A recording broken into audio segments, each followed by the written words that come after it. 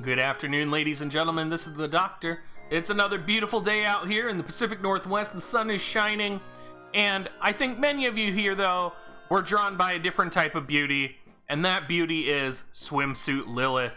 If you are new to the channel, hit that subscribe button. We are going to jump in here and show off all of the awesome details and all of the curves of Swimsuit Lilith. But first, let's go ahead and look at her super cool limit burst animation. You have to see this if you haven't seen it. It's the first limit break I've seen with a background, and holy cow, I love it so much. For a limited time unit, she is so cool, and I kind of wish we got her instead of Freyevia, if I'm being honest. And let's just watch that again, because I love it. I will definitely be pulling for her if she does come out in Global. I think she's so cool. Her abilities and techniques are incredible. Oh, the watermelon and the sunglasses. If you guys haven't seen Key's YouTube channel, he is a YouTuber who lets me use his content on my channel whenever I review limits that have units that have a CG limit burst. So I would highly recommend checking him out, everyone. Now, let's take a look at her stats, and the first thing that's the most important thing to call out, she is a limited time unit. Very critical. It's unfortunate, but she is so good. She is worth pulling. If we are fortunate enough to get her in Global, oh, I want her so badly. Her element is Earth. She has an awesome move 3 and jump 2. Primary job is Ranger, so the first thing you know she's going to get is Reflex. God tier counter ability. She's going to get Dual Gunner and Paladin as her sub job. Very unique, actually. I think a lot of people didn't expect Paladin, and we're going to talk about how that makes her a really unique unit. Her primary weapon is going to be bows, and she can equip hat, cloth, and accessories. She has Lilith's sunglasses as her TMR, which is going to be HP 288, accuracy 15, critical hit rate 10. There's nothing really special here on the stats on this TMR. Her ability does raise her own range +2 and attack. Again, I think we might be better off with a different TMR on her. Considering the amount of critical and accuracy that bows have, you're probably going to be running a critical hit bow with her anyway, so I'm not sure these are going to be the best TMRs.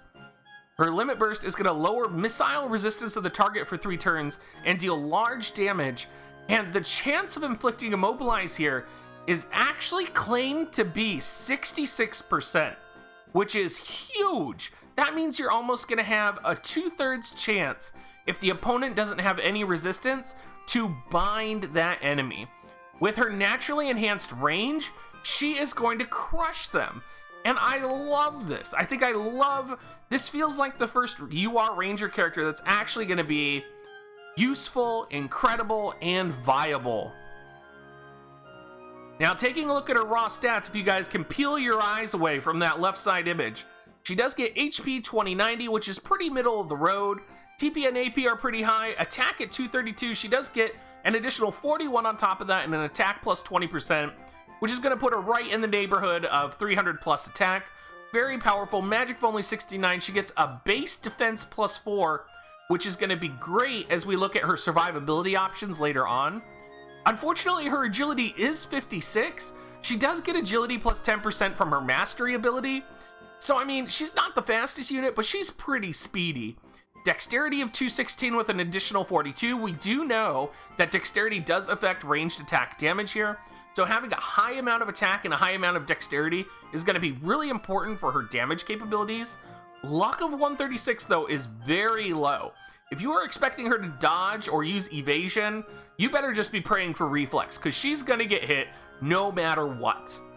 Now, her mastery ability with that agility plus 10% also gives a 100% granted accuracy to barrage. Now, if you don't know what barrage is, we are going to be going over it here on the next slide. It's a very powerful, it's essentially an AoE sharpshoot is what it's going to be now, which is so great. Anytime we have any sure hit granted techniques, it's going to be 100% powerful. We've seen how powerful sharpshoot is. Being able to have a barrage with this sharpshoot is like an AoE destructive mechanism. Unfortunately, she does suffer from slash weakness, so she has 15% weakness to slashing. She has 15% resistance to piercing, and she's 10% weak to magic. When I'm looking at her with this defense and piercing resistance, I see her as being back line, and we know how Victoria has been so good at charging that back line and really attacking the gunners and the mages. I almost see her as a defense to backline attackers like Victoria or other Dragoons. Being Earth Element, she does have 10% weakness to wind and 20% resistance to lightning, which will help you out against all of those SIDS. However, that 15% slash weakness pretty much mitigates it, middle of the road right there. Taking a look at her abilities here, the primary abilities are going to be Charge, Poison Arrow, Barrage, Shadowbind, and Mega Charge. The most important going to be Barrage here. Now you can see over here, I did print out, or I did put on here, kind of what Barrage is. It takes 45 AP, which is a lot of AP. It's going to deal medium damage to targets within range, and it's a 3x3 square. Now, what's really important to know about this is that the range height on this attack is 5, just like Sharp Shot. So it is going to be able to target enemies who are below you, who are above you. It's really going to give you the advantage in height attack situations. Her sub job also gives her access to Sharpshoot. It gives them some other abilities, but honestly, Sharpshoot and Barrage are going to be the two sort of oranges and apples. I think even though you get Sharpshoot from her Ranger sub, it's going to be situational. I think you're probably going to be going for her Ranger main commands, focusing on Barrage, and potentially putting a TMR on her that's either going to increase her AP or give her Fina's TMR for a chance to charm in her regular attacks while she gains AP. It's going to be interesting to see the sub options with her, because her sub Paladin is actually very powerful, and of course, her sub Gunner is going to be very powerful as well. Of course, being a Ranger main job, she is going to have access to missile damage up and range plus 1. So in terms of her passives, the Ranger passives are going to be pretty good. However, you're going to be wanting to use the passives from Dual Gunner. And the Dual Gunner passives are, of course, going to have missile attack and defense piercing on them, which are going to be very powerful. So you'll probably be setting that passive. And I actually think you'll be setting the passive from Paladin, which increases HP and defense with her, because I think you're going to be seeing that she's going to be a unit that's going to take a couple of hits.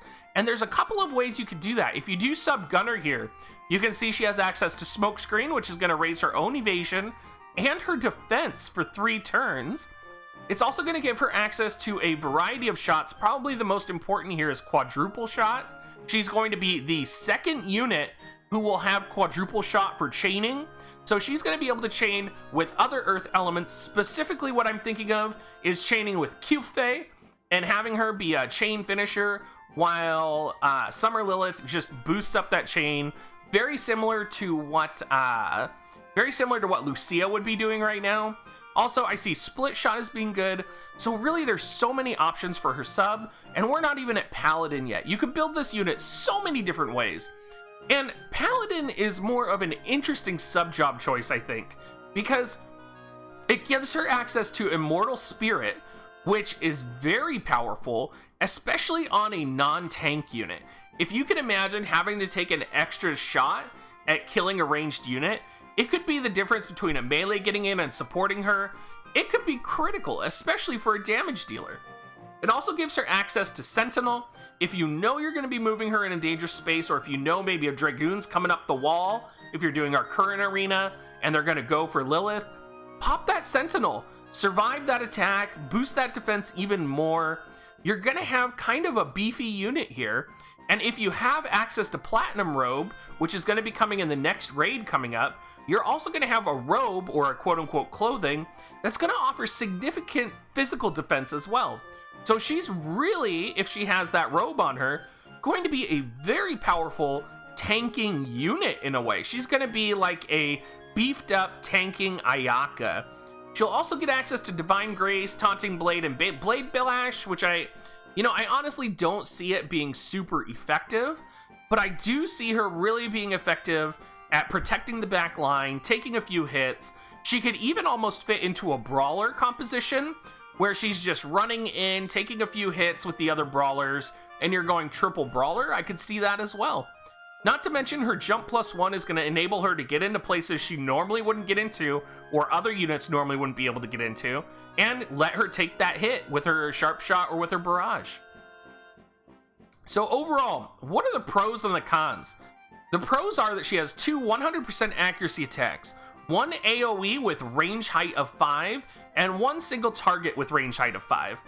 She has defense and survivability, she has sub-paladin, sub-gunner, or sub-ranger, and honestly, you could make any of them viable.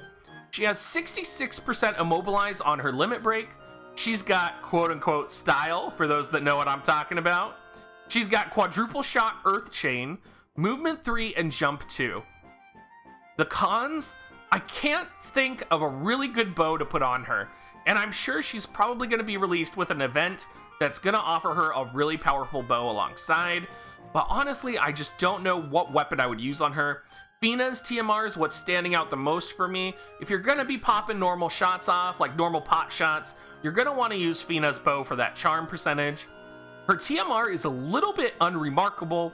She has 15% slash weakness in a world where you have to consider in JP, there's Warrior of Light, there's Golden Stern. I mean, it could be a bloodbath for her out there, depending on the arena map. She's a limited time unit. Now, of course, limited time units are very painful. You do have to farm that Whimsy shop like nobody's business. If this does come to global, it's going to be a very painful week, but also a very joyful week for me. And I don't know when this will come out to global. I think it's possible we'll see it sometime this summer, but I have yet to know when. Finally, she can only equip clothing and hat. You really need to have that platinum robe and able to make her viable for a defense setup, because she's really not going to survive in an evasion setup. You could of course put the smart coat +5 with spirit resistance on it. I don't think that's going to do much. I don't think she's going to be attacked by very many magic users. I think her primary function is going to be holding off the units that come to attack your back line. Alright everyone, well, thank you so much for watching today. I hope you guys had a lot of fun in this video. Summer Lilith is one of the units that I'm super excited about, especially since she's a bow user, especially since she uses watermelons. I mean, I just love it. She's cool all around. If you are new here, make sure you hit that subscribe button. You know, drop a comment down in the YouTube section. I'll try and respond to it. And you can always check us out on Discord at dig.gs/discord. I do stream every single night. I don't have a set schedule, but I usually stream for 3 to 4 hours. Usually later on in the PST, but I have been streaming a little bit earlier for my EST people out there. And of course, I don't stream on Mondays or Thursdays because that's my day off. Thank you so much, you guys, and have a great rest of your day.